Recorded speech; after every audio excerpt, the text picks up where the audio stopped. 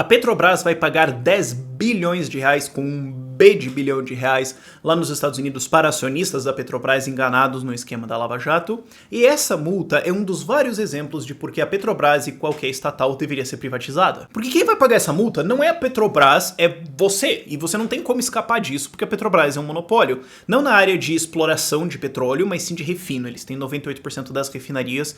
Por motivos complicados já entro nisso, mas de maneira geral porque Brasil é Brasil e ninguém é louco de investir no Brasil. Mas o fato é, eles têm esse monopólio, então a Petrobras vai tomar uma multa de 10 bilhões de reais, certo? Então o que eles vão fazer? De duas coisas, uma, no fim das contas.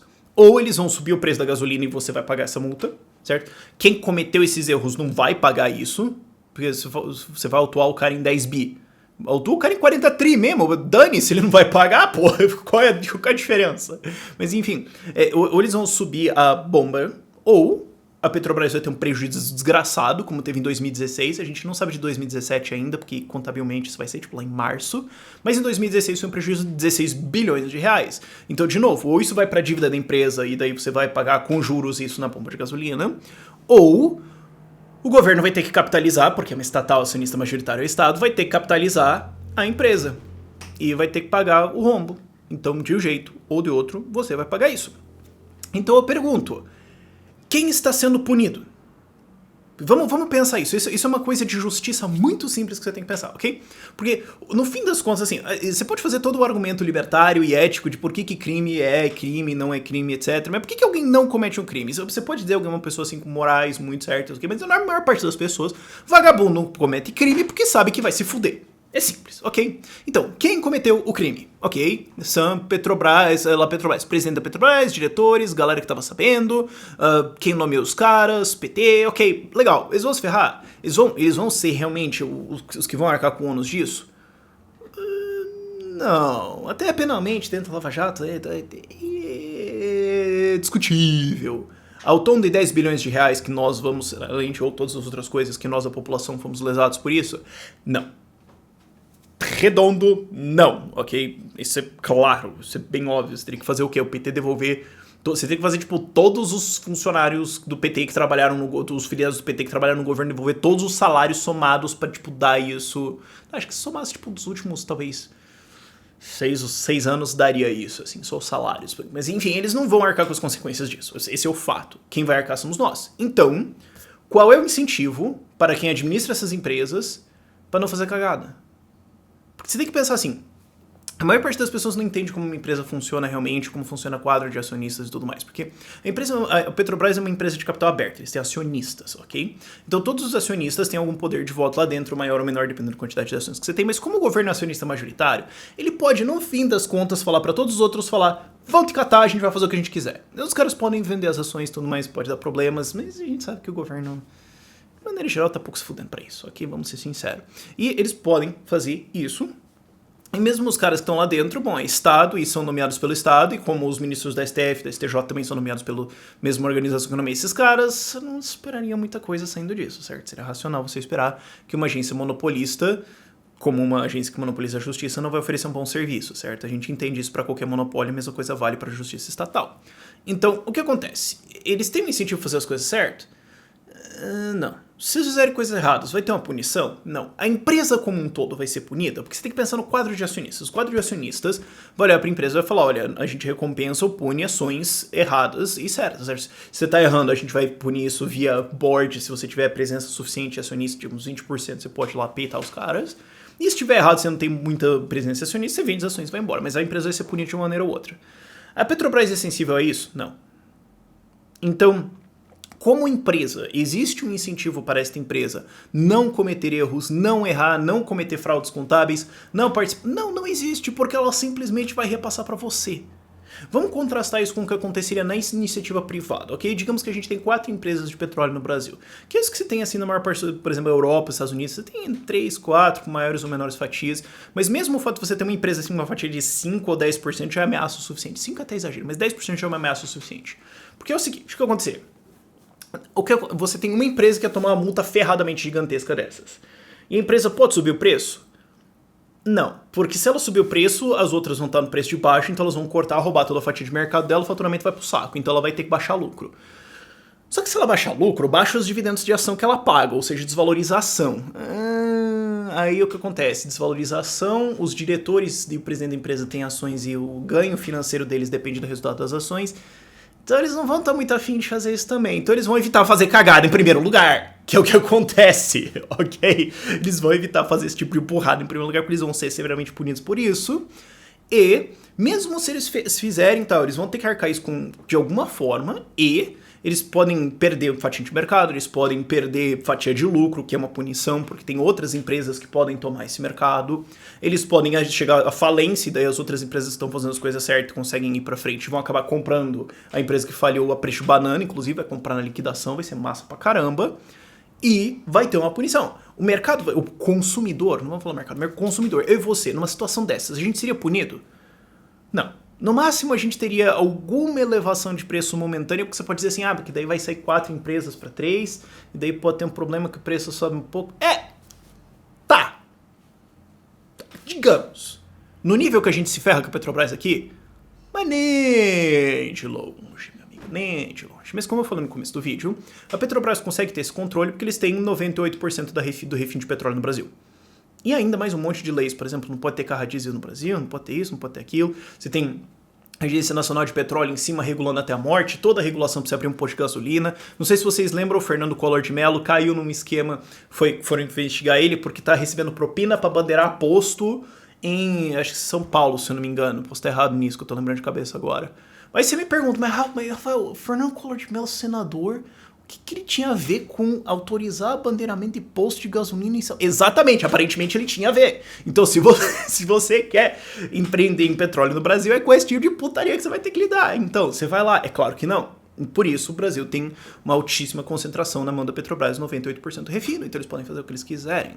Então, tem que privatizar isso aí, não tem jeito, porque não tem incentivo para a Petrobras ter uma gestão boa, não tem incentivo para eles fazerem uma coisa direito, não tem um incentivo para eles não cometerem esses tipos de crimes e repassarem a conta para você, enquanto todos esses incentivos existem no mercado, independente da boa vontade dos empreendedores lá dentro ou não. Eles são obrigados a fazer isso, queiram eles ou não. Fazer o quê? E sobre a privatização mais em específico, é verdade que em parte o mercado de petróleo no Brasil já é privatizado. Tem uma lei de 1997 que abre para que não só a Petrobras tenha um monopólio de petróleo, outras empresas possam explorar isso no Brasil, mas foi só no fim da década de 90 que foram entrar empresas e ainda assim a Petrobras arrematou um monte de lotes, então a concorrência cresceu um pouquinho, mas de maneira geral é em exploração, e ainda assim você tem um monte de ingerência estatal em cima. Então assim, tem competição? Tem, mas se o governo deixar.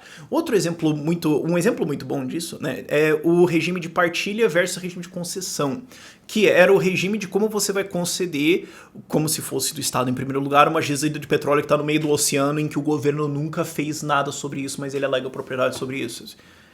Não tem nenhuma diferença ética entre isso e um traficante alegar propriedade de um morro, mas enfim. O fato é, eles podem conceder de maneiras diferentes. Eles podem falar, a gente vai simplesmente vender e falar, fura essa porcaria e depois a gente taxa essa porcaria. Ou eles podem fazer o que o governo Lula e Dilma fizeram, falar, não, pera, petróleo é nosso, certo? Então eu vou fazer uma partilha em que a Petrobras tem que ser sócia em todos os poços. E aí o que acontece? Bom, você pode explorar petróleo no Brasil. Sim, campeão, pode vir. Você vai ter que gastar bilhões de dólares e é obrigatório que você tenha o Estado como sócio. O que na China você pode até pensar, porque na China isso acontece, é verdade. Mas na China o PIB cresce, quando tá ruim, 6% ao ano. No Brasil você vai ter a Dilma como sócio.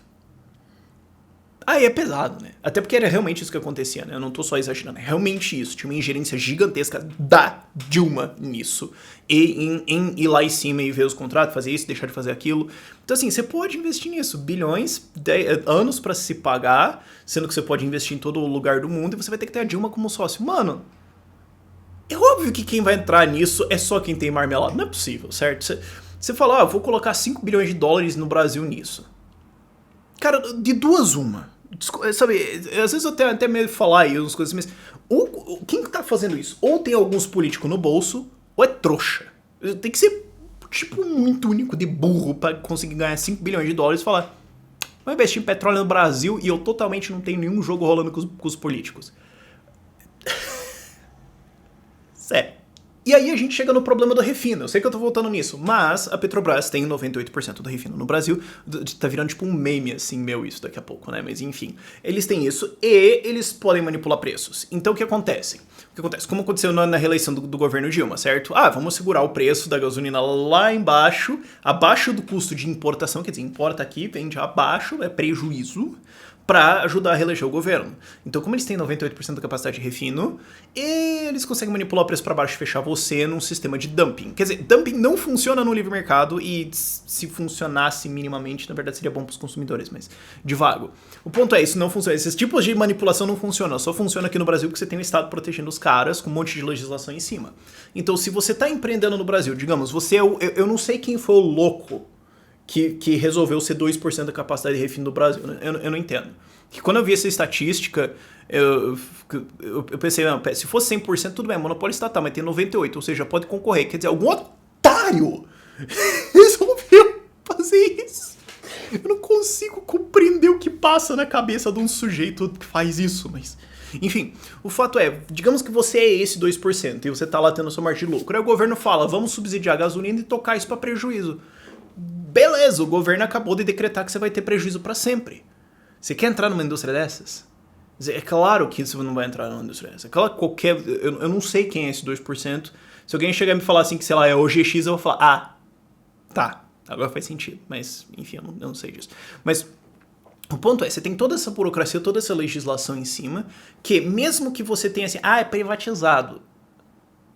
Sejamos honestos, né?